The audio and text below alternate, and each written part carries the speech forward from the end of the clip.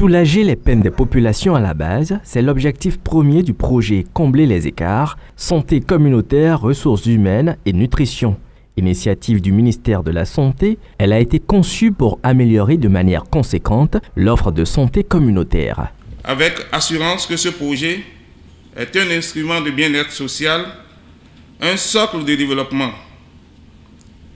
Il permettra en effet non seulement de renforcer les ressources humaines en santé à travers le recrutement de 400 jeunes médecins nouvellement sortis des universités, de 400 infirmiers ou sages-femmes, de 600 aides-soignants qui seront déployés dans les zones périphériques pour fournir des services de santé et nutrition aux communautés.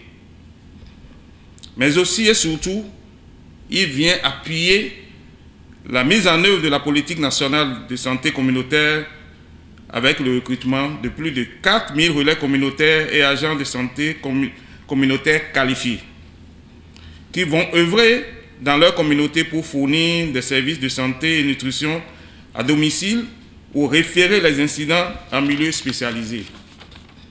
En développant la nouvelle politique de santé communautaire 2020-2024 qui institue les relais communautaires et les agents de santé qualifiés comme cheville ouvrière pour la mise en œuvre des activités préventives et promotionnelles, le Bénin entend justement revitaliser les soins de santé primaire.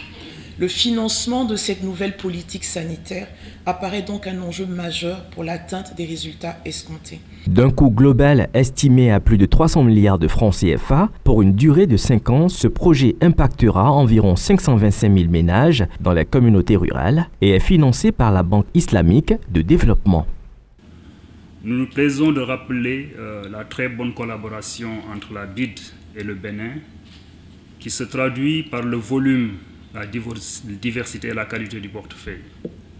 En effet, depuis le début de la coopération, le groupe de la Banque islamique a mobilisé pour le Bénin plus d'1 milliard de dollars, dont près de 850 millions de dollars sont financés par la Banque islamique de développement, la banque, et le reste est sous le financement des autres membres du groupe de la Banque islamique de développement, dont la Communauté islamique pour le développement du secteur privé, l'entité qui finance le commerce, les échanges commerciaux, et l'entité qui finance les assurances.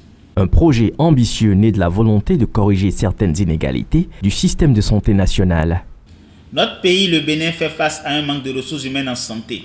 En effet, nous avons 7,7 agents de santé pour 10 000 habitants, contre une recommandation de l'OMS de 25 pour 10 000. À cela s'ajoute la répartition géographique déséquilibrée des effectifs, avec 79% du personnel qui est concentré dans les centres urbains.